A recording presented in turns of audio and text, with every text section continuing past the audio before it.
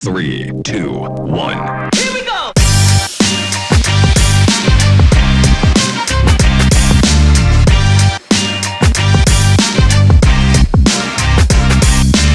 Ons eerste stop is Waterloo, Iowa, so 4,5 ure wes van Chicago af, waar die 7, die 8 en die 9000 reeks trekkers vervaardig word. Daar gaan ons 'n bietjie fokus op die kajuite, die eerste gesprek met die deskundiges, maar baie opwindend op pad soontoe, het ons by die world's biggest truck stop, soos die Amerikaners het noem, gestop. Ons het nou net hier oor die Mississippi rivier gereis, so Illinois is die staat waar nou Chicago en nou is ons oor die rivier. En ons is nou hier so by die, hulle claim, ek weet jong, Amerika is mos alles die grootste in die wêreld en die beste. Maar hulle sê hier is die wêreld se grootste trokstop, né? So ek dink al die trokke sal nou sien. Come right onto the ramp. En dit is op wat se Interstate 80. So dis seker maar dieselfde as die N1 hierso. Maar ons gaan 'n bietjie kyk wat hier binne aangaan.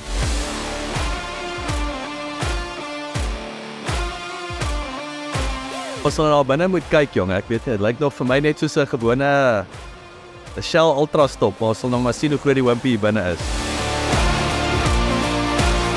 Die is vir 'n, wat is daai grappie, dokter het gesê ek kan net een bier 'n dag drink, as dit dik is hy. Wat is hierdie?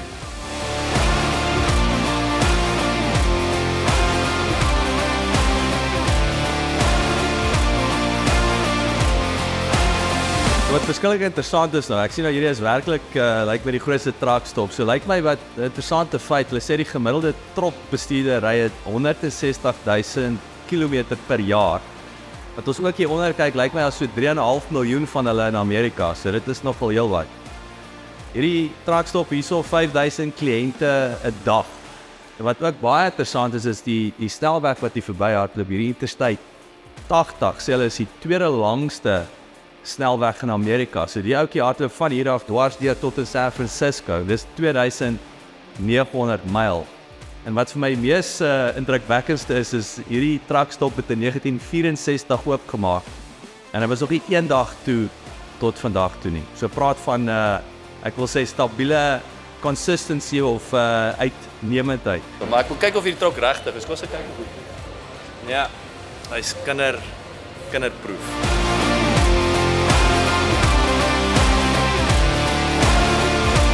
Die naam van Waterloo hierso in Iowa kom natuurlik van 'n Britse entrepreneur met die naam van John Deere. Nou in terme van Waterloo self ook, as jy gedink het dit is 'n ABBA-liedjie, dit is nie net 'n ABBA-liedjie nie. Nou Iowa self, Waterloo, omtrent 64,000 mense wat hier bly.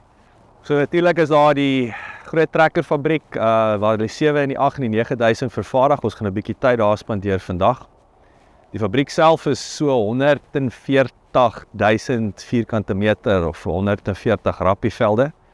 En dan is daar ook 2 addisionele fabrieke, of sal ek sê geboue. Die een is 'n fabriek vir die transmissies, die engines en jou vooraste.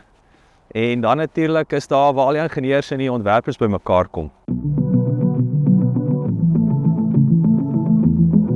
Ek gesels môre met Jake Flanders en hy is die Future Product Manager hierso by John Deere se Waterloo fabriek, waar ons spesifiek fokus op die cab se ontwerp en bestuursgenot vir die operateurs, maar baie belangrik ook die impak op die produktiwiteit van die operateur. En wat duidelik vir my uitgespring het hierso is 2 dinge. Nommer 1 is die opleiding van die operateur. En baie belangrik hoe die gerief 'n impak het op produktiwiteit vir die dood-eenvoudige rede. Hoe gemakliker die operateur is, hoe minder foute word daar gemaak. En hoe minder foute daar gemaak word, hoe beter verloop die dinge en hoe hoër die produktiwiteit. Kom sit saam met my en gesels ons 'n bietjie met die man. Jake, fabulous cab. Tell us a bit more. What are the benefits of the cab? And of course, I don't think people really appreciate the impact on productivity and all the rest. So just color in a bit, please. Yeah, sure. So really with our cab, it pretty much goes without saying that we have the most integrated precision ag experience and technology in the industry. It's not stitched together like some of our competition from other companies, and they try to pull all that together and then they play the blame game, when something goes wrong. It's all designed in-house for one cohesive experience, and I think that really shines through to the end user. So that goes without saying, but what we focus on in our cabs is always three main things. It is comfort, it is visibility, and it is ease of use. And if we cover those three things, our customers tell us we're doing the right thing, right? And really, when it comes to this latest cab design, which we first launched in 2020, we've not only upgraded things since then, like our technology with our new Gen 5 display and our corner post, but we've really gone to the next level in terms of consistency across the cabs as well. So we're taking that comfort, visibility, and ease of use across multiple pieces of equipment and making that more similar. For example, we've got the same seat in our harvesting equipment, in our sprayers, and a lot of the similar controls. And so what our customers have told us is that reduces mistakes, number one, because you're having a similar experience in multiple cabs, doesn't matter, so the learning curve is much shorter. Exactly, the learning curve shorter, and that's the other thing is when you have customers or operators that are not always in the same cab, right? Or maybe they're part-time. Yes. Then they have a shorter learning curve when they get into each cab because of that similarity of how it operates. Sure, that's fascinating.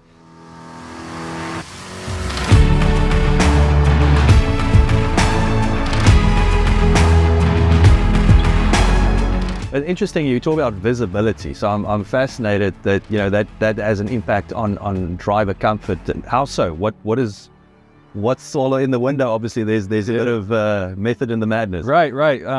So you get in any cab, you're going to have big squares of glass, right? Yeah. It doesn't matter if it's us or somebody else. But what matters more is the design of the exterior components, the slope of the hood, the width of the hood. Do the fenders get in the way of what you're trying to see? Your exhaust stack, and how does that all come together to provide the operator the optimal visibility to what they're doing, so they don't make mistakes, so they don't run into things. And then we supplement that with integrated cameras. So we have an integrated camera in the front and the rear to help them see what's happening. And not only that, we also paid special attention to our lighting system, right? So a lot of work gets done at night, and when you have that turning night into day with those high output LED lights, right, that can actually cause a strain on you if you don't do that right. So some of our competitors, they have zones that are further away or misshapen, right? So they have some dimmer zones and some lighter zones, and your eyes have to adjust to those differences. And over time, that can be very fatiguing. So we actually create a very homogeneous, very consistent circle of light around the machine. Like a sports arena, right? Right. And it's something, we don't have those shadows. You can see your entire implement behind you. And when you're not straining to see some of those things, it makes you less fatigued at the end of the day. So interesting. I mean, obviously we're talking about the driver and the comfort and fatigue. I mean, there must be a physiological research you guys do. So tell us more about studying the human body, eyes, everything that obviously translate into the ultimate design. Absolutely. When we design all these components, we go to the next level. Right? We put eye trackers on our customers, and we know exactly what they're looking at when they're pressing buttons.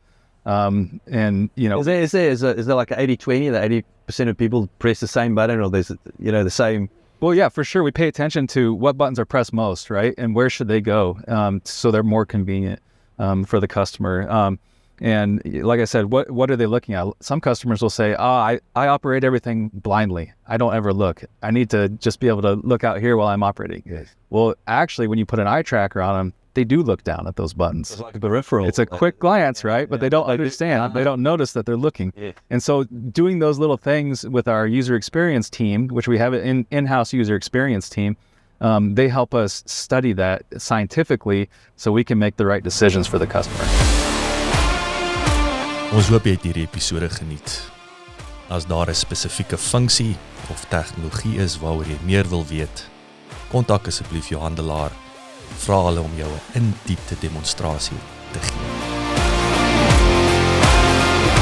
Ons het lekker gefokus op kajuite en ons bly steeds hier in Waterloo waar ons volgende gaan fokus op kajuit en vooras suspensies vir die 8 en die 9R.